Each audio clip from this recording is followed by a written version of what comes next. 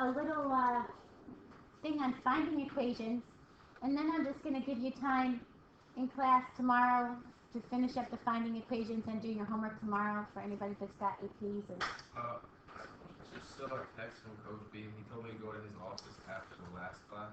Oh, and you never went? I didn't see it. All right, go ahead. Are you good with this homework? Yeah. Okay.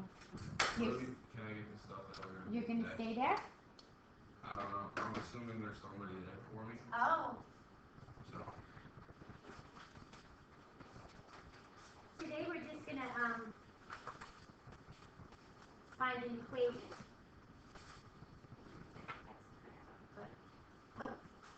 You don't have to do it at home because we're going to do it in class tomorrow.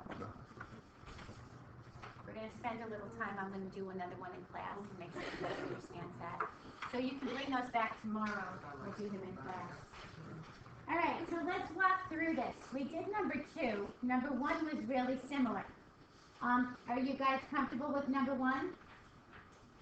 Vertex at the 0, 0. The larger number, this is your a squared. This is your major axis.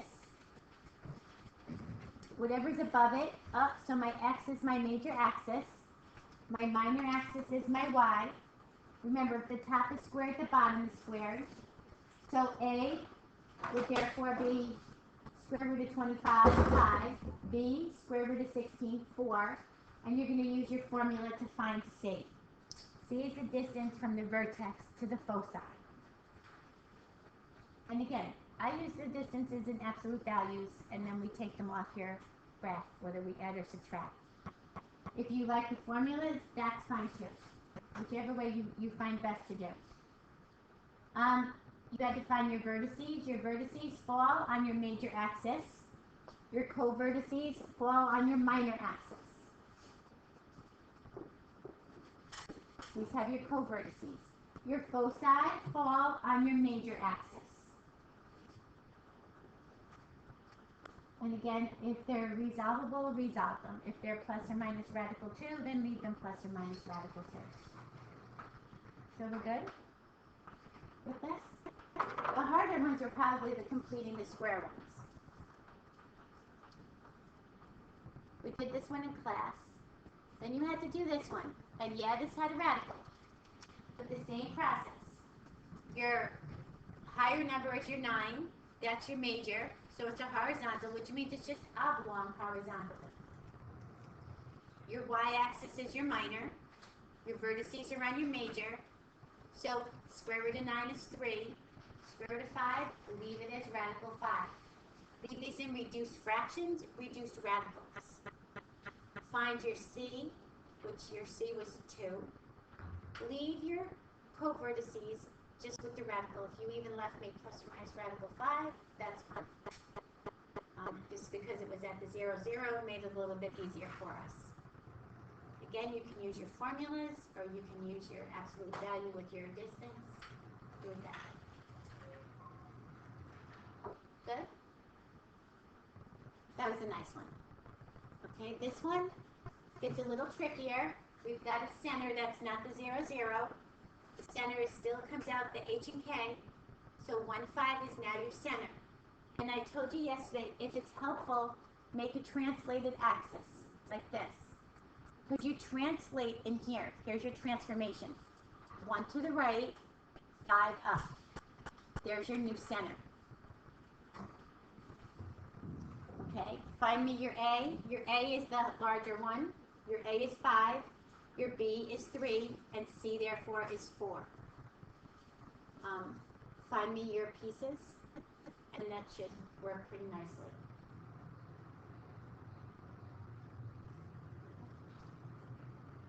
I plugged them in the formulas if you're a formula person.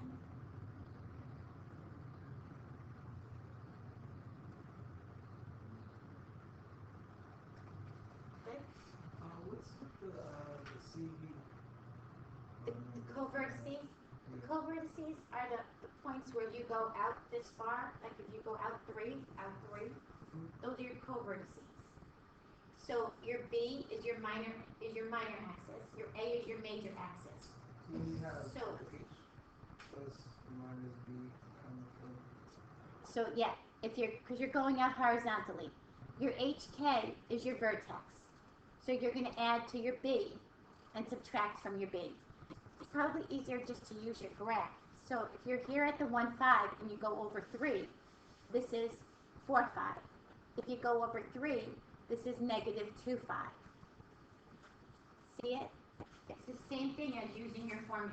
It's just probably easier to use your graph. The covertices are on the minor axis, like the copilot, and the major axis is the vertices. And your foci always go on your major axis. Now the next one was probably a little trickier. You had to complete the square. So you gather, did we do this one in class? Was this the one we did together? Okay. Oh, gorgeous.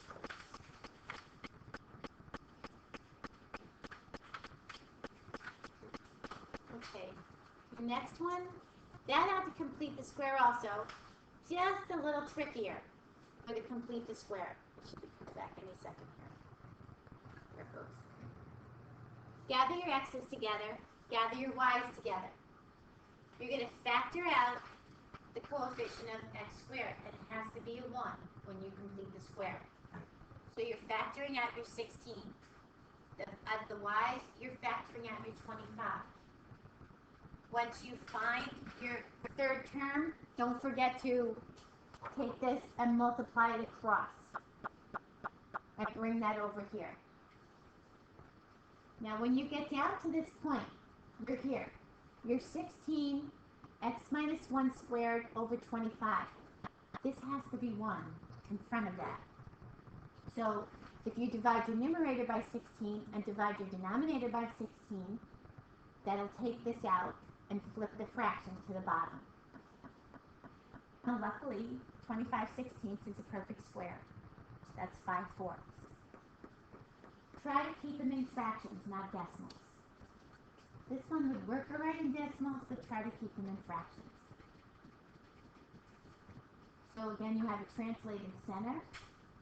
25/16 is a little bit bigger than 16, so that's a little bit bigger than 1. So there's your major axis on your x. This is real close to almost like a circle. Your x is just a little bit more exaggerated than your y. Again, if it's a fraction, you should be able to resolve your fraction. Do it in your calculator. If it's a radical, then leave it. Is everybody okay with getting 16 in the denominator? Divide the numerator by 16, divide the denominator by 16. If you have a fraction 2/4, you divide the top by 2, the bottom by 2. That gives you an equivalent fraction. So get that coefficient equal to 1.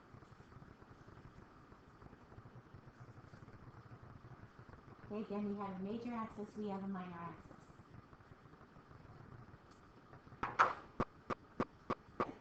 Did you go with this?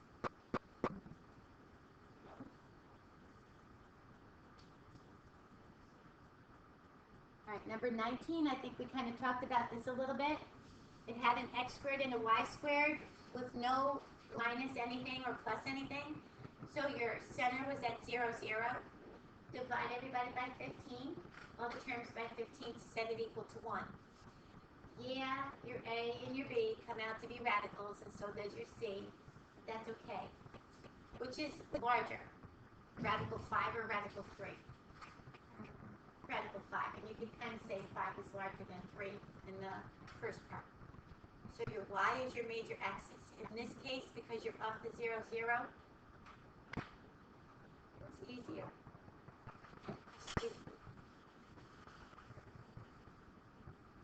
Any questions? Your foci points always go on your major axis. And this little guy, again, group the x's, group the y's, make sure that coefficient is 1, so factor that out. Not pretty, I realize. You're going to factor out a 20. Now, follow the same rule. Half of -1 is -1/2. negative 1/2 squared is 1/4. Then distribute that out, and that gives you the 3. We never really see a fraction on the other side, unless we divide by it. We won't. Take half of 2, which is 1, factor it out, come across, factor it out. 20 times 1, give me the 20. Add those together, you get 60. Once you divide it out, these come out nicely. Yeah, you got the same radical setup as you did before. But now you have a different center. So when you give this to me, just give me the, like for instance, here's your center at 1/2, negative 1. So if I'm doing my vertices plus my major axis, and I'm adding radical 5, I'm adding it to my x, 1/2 plus or minus radical 5, negative 1. There's your vertices. You can leave them just like that. You can't reduce it any more than that. A radical and irrational number, you can't. Same thing when you do your co-vertices. Start at that, you're moving your y. So you're going to get 1/2, negative 1, plus or minus, radical 3. And you're fine with that. Everybody okay with this? We kind of started it nicely, then we went to, we've got a fraction here, then we kind of added a radical, but the process is still the same. Good? Alright, I'm going to give you guys one to try. Down. Because I know you can't do anything else without completing the square. Group your x's, group your y's, move the 39 to the other side. What do we have to factor out of the first group so that we can complete the square? 4. This coefficient of your leading variable has to be 1. Leave a space. What do I have to factor out of the next group? 3. Leave a space. Now because we added twice, we're going to add twice to this side. What's half of negative 6? And what's negative 3 squared? 9. That is this part here. This part has a factor of 4. To get it out of this parentheses, it's really 4x squared minus 24x plus 36 gives me this mess. So I have to multiply this out and bring it here. What's half of this 4? 2. What's 2 squared? 4. Now, this is a factor down here. So I have to multiply this out. 3 times 4 is what? 12. So far, so good? What does that mess add up to? 9. Divide everything by 9. This has to be 1. It's okay if you get a fraction. God bless you. Remember, when we get a fraction, we're going to divide the top. That has to have a 1 coefficient here, too.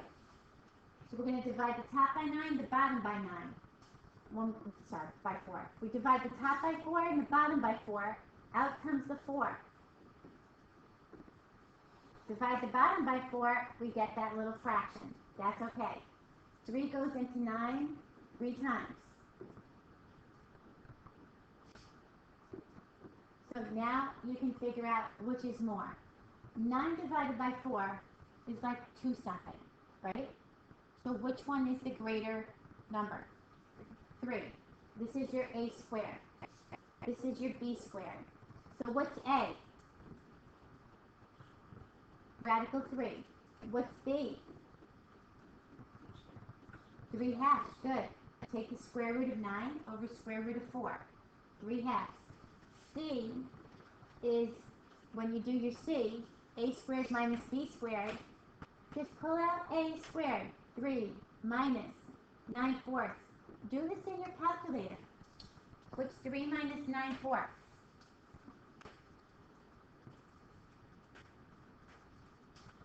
This would be like 12/4. 3/4. Take the square root. Not pretty. with radical 3 over 2. The rest, you're going to set up. We threw fractions and radicals in this one, but it still works the same exact way. What's your center of this mess? Whoa. 3, negative 2. Good. So that's how you're going to start. 3, negative 2. You're here.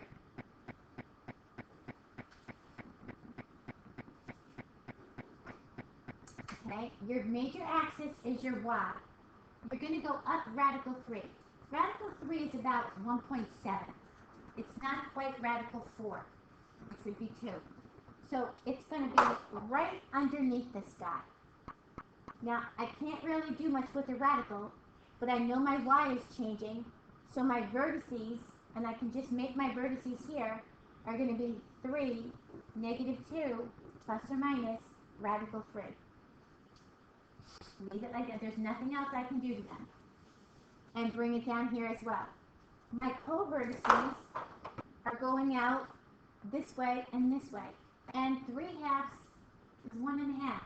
So you're about halfway through here. Co-vertice. And right on this guy. Co-vertice. So you're moving your x.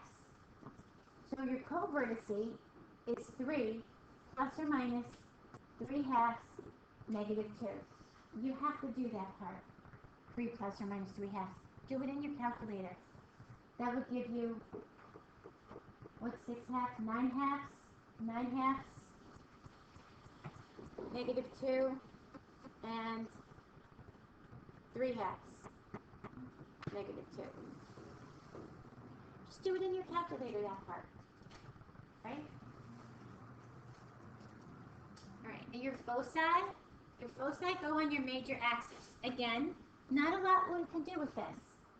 So we're changing the y. So your foci are going to be 3, negative 2, plus or minus radical 3 over 2.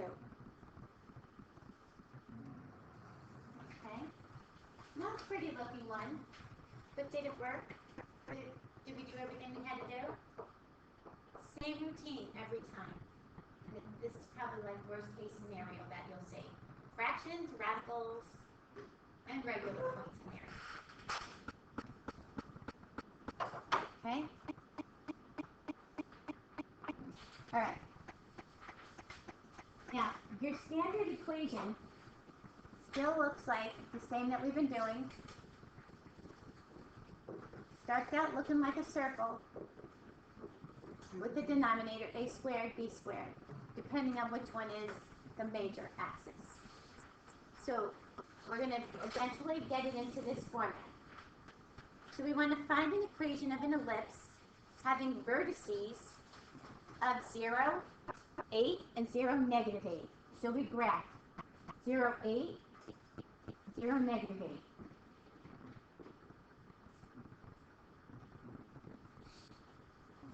So which one now is the major axis? The y. And what would you think the center of your ellipse would be? 0, 0. The average of both of these, right? Here's my center. So my center is at 0, 0. So I'm kind of starting like this. X squared plus y squared. Good? No h or k in here other than 0. What letter is the distance between your vertice and your center? A. So A is what? 8. And A squared is going to go under your major axis, which is your y-axis. So because the top is squared, we also square the bottom. That's an easy way to remember it. Now I need to find my B, and I'll be all set. So what else did they give me? They gave me my foci are from 0, 4 and 0, negative 4. I know my ellipse is going this way somewhere, but I still don't know B. But I do know the distance between my center and my foci is what letter? C. So C is 4. And I know c squared equals a squared minus b squared. Now, if you want to solve for b squared before you put it in, that's fine. Or you want to leave it in here, c squared is equal to a squared minus, almost working,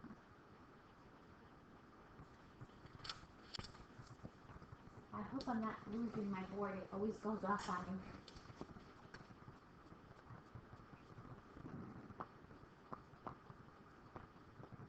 Minus b squared. So 16 is equal to 64 minus b squared. Subtract 64 and you get negative 48 is equal to negative b squared. Divide by a negative 1. Now, we don't really need to know b. To make this equation, all we need is b squared. And this is b squared, right? I don't really care what the square root of it is. I just need to know that that's 48. So here's my equation.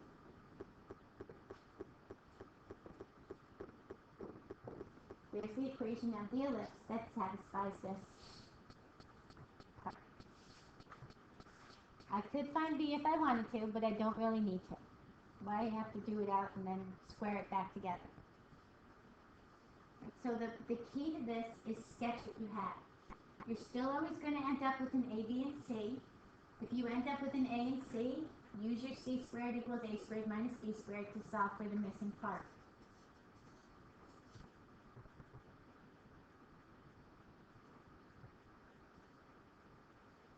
Okay? We'll try another one.